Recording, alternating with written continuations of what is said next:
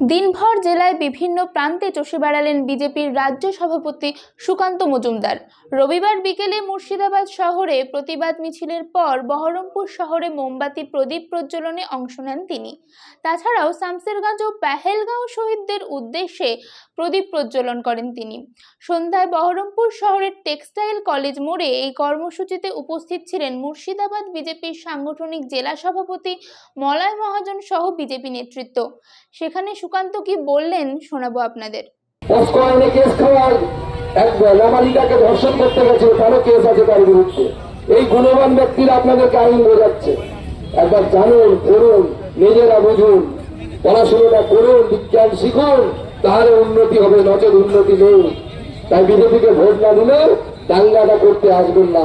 দাঙ্গা করলে by chance এই 70-75% হিন্দু সমাজ যদি রাস্তায় নামে এবং হাতে অস্ত্র নিয়ে আপনাদের মতো নামে, তখন কিন্তু চরম বিপদ হবে। সেই কথাটা আমি পরিষ্কার করে দেব।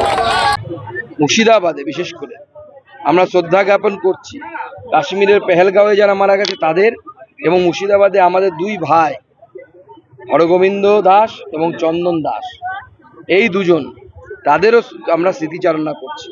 এবং জম্মু কাশ্মীরের পেহেলগাঁওয়ে যাদেরকে গুলি করে মারা হয়েছে ধর্মের জন্য, প্যান্ট খুলে নাম যাচাই করে প্যান্ট খুলে খতনা হয়েছে কিনা দেখে মানুষগুলোকে মারা হয়েছে। ব্যাপারটা হালকা করে নেওয়ার মতো বিষয় নয়। এবং তার সাথে সাথে আমাদের একজন আর্মি মারা গেছে দেশের হয়ে লড়তে গিয়ে, আপনারা জানেন, ঝন্টু শেখ।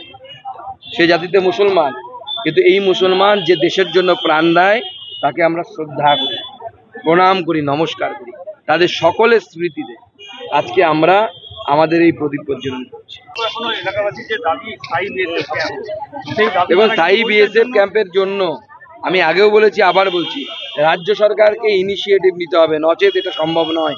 কারণ এলাকাটা আদৌ বিএসএফ এর এখতিয়ারের মধ্যে আছে কিনা, থাকলে কতটা দূরে আছে। রাজ্য সরকার হচ্ছে জমির মালিক, মনে রাখবেন।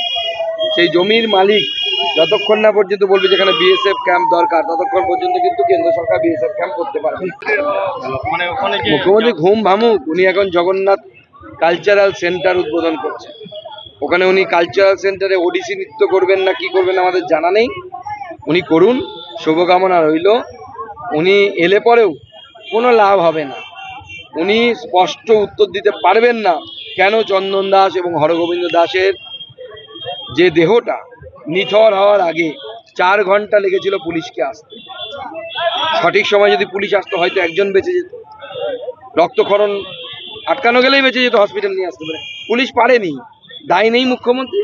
যে 5 জন অ্যারেস্ট হয়েছে তারা খুনি, অবশ্যই তারা খুনি, কিন্তু মমতা বন্দ্যোপাধ্যায় খুনি, তার পুলিশও খুনি। কারণ তার পুলিশ যদি টাইম মতো যেত, এই দুজনের মধ্যে অন্ততপক্ষে একজন বেঁচে যেত।